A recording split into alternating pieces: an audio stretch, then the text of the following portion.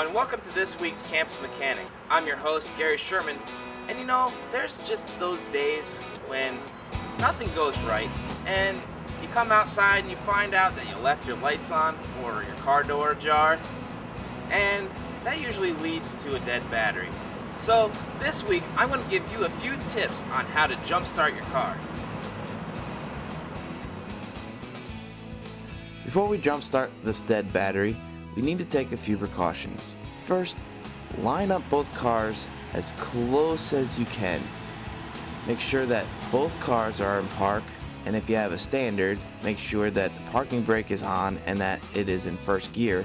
Make sure you familiarize yourself with the positive and negative terminals of both car batteries. All batteries are clearly marked so that you can find them. As always, remember to wear protective eyewear. If you have a wrench, loosen the wires from the terminals and clean them off. Then retighten the wires to the cleaned off posts. Now when you go to jumpstart your car, you want to make sure you have a good pair of jumper cables. I recommend carrying some at all times because you really never know when you're going to need them. First, connect one end of the positive cable to the positive post of the dead battery.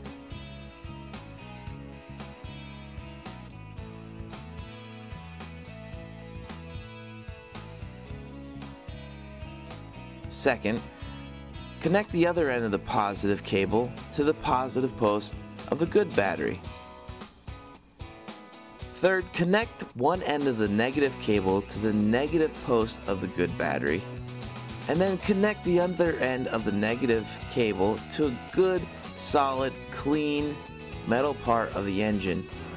You may be asking me, why did he decide to put that negative lead on a different part of the car than the battery?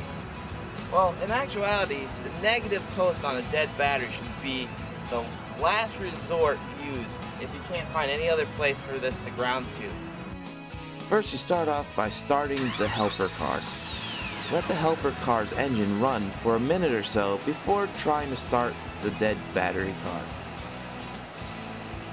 Sometimes you'll get lucky and the dead battery will jump start right away. When starting the car, if it sounds like it's trying to crank over but it doesn't quite make it, give it a few more minutes and rev the engine of the helper car just a little bit. You may also need to play with the cable grips to get a better connection. To remove the jumper cables, you just take them off in the reverse order that you connected them. Disconnect the negative cable from the engine block. Disconnect the other end of the negative cable from the negative post of the good battery. Disconnect the positive cable from the positive post of the good battery.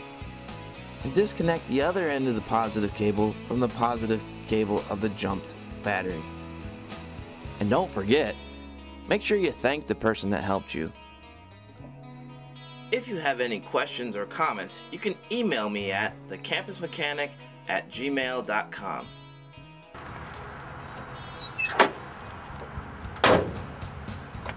For In Focus, this has been Gary Sherman with the Campus Mechanic. See you under the hood.